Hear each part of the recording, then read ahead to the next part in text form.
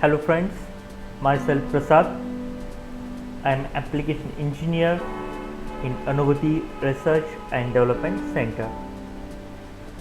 Today we are designing an automatic system for cervical spondylosis detection.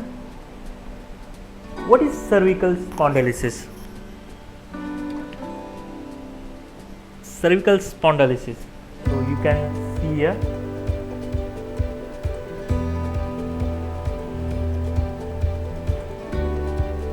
This is normal spine of human. This spinal cord and this region from vertebra number C1 to C7. In between this C1 to C7 vertebra, you can see here. This is a vertebra C1,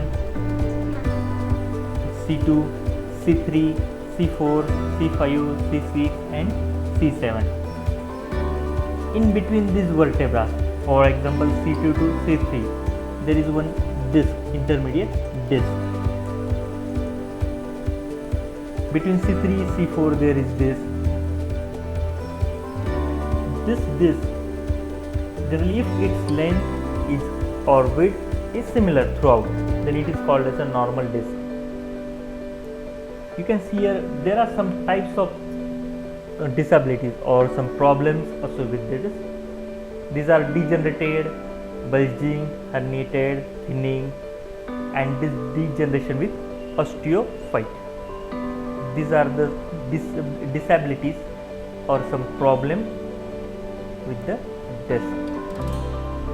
So if we go for this cervical spondylosis detection, the cervical spondylosis is a general term for age-related wear and tear of affecting the spinal disc in your neck. As the disc dehydrate and shrink, sign of osteoarthritis develop, including bony projection along the edges of this bones. Actually, cervical spondylosis is very common and worsen with age.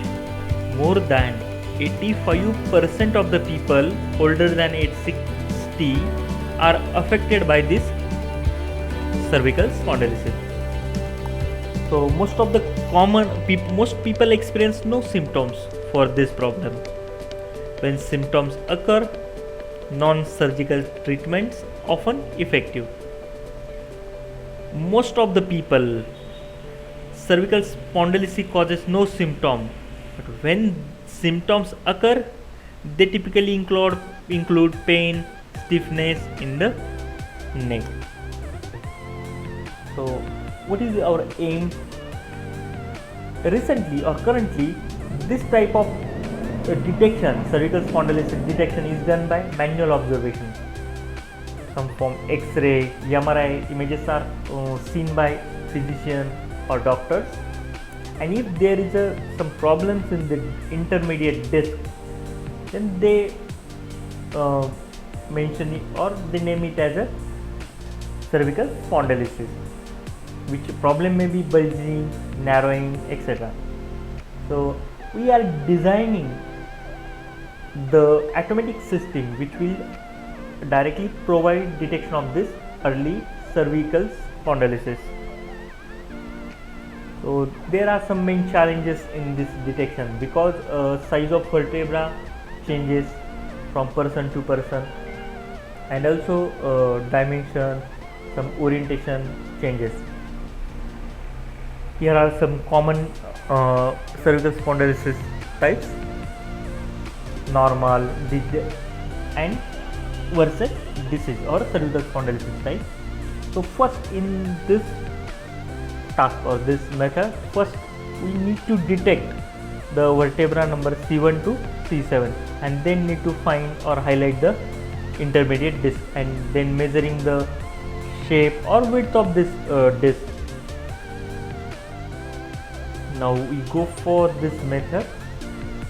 We design MATLAB based system for detection. I'll first open my MATLAB code, run.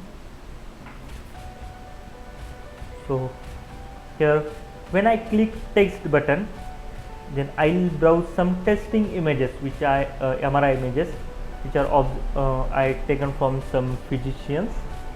So I'll take first A1 image. So this is my first image. If you go for C1 to C7 intermediate disc, it's actually challenging task because due to this none of the work is done on this, automatic work is done on this topic. The work only done is either manual or semi automatic type. First time we are going to design this. So then I use some texture extraction by using multidimensional Gabor descriptor. I click on this tab, then this MRI image get converted to multidimensional texture. You can see here, because machine didn't understand directly MRI image, so we need to extract or filter this image. So for make it simple for machine, we extract some features either in shape, texture, color, etc. But for our purpose, MRI image is a grayscale, so we extract the texture coefficient or from image. So after extracting the texture, we feed this texture to deep learning algorithm. So I'll click on the prediction. In our algorithm, there is a two-stage algorithm. First stage, detect the cervical vertebra from C1 to C7. It automatically, you can see here, this region from C1 to C7 vertebrae are detected, and in between these vertebrae there is some space, you can see here, which is called as a disc. Then I'll measure its width of this disc, which is done type of interpretation, and by using this texture as well as the width, our algorithm detects some or interpret some logic. I'll click interpretation. It's actually early cervical spondylosis because I use training method of deep learning for this method for various types of abnormalities. I'll test another image. I'll go for example last image. So texture extraction.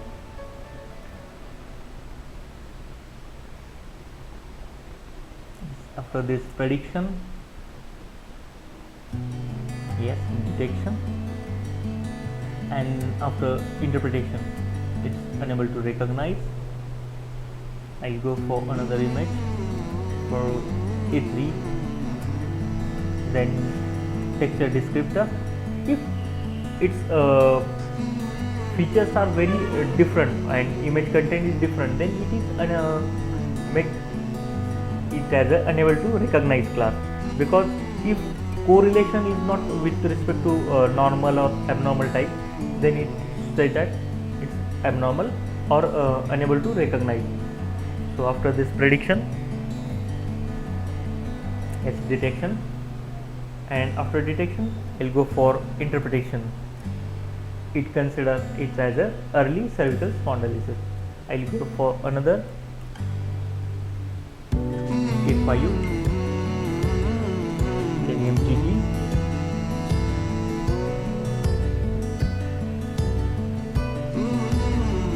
then prediction,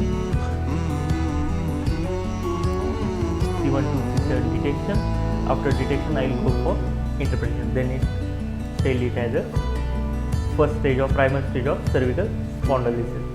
So you can classify it from this, whether it is belongs to normal class or cervical spondylosis class. Thank you. Similarly, you can also train, if you have more images, then you can also train it for various other types such as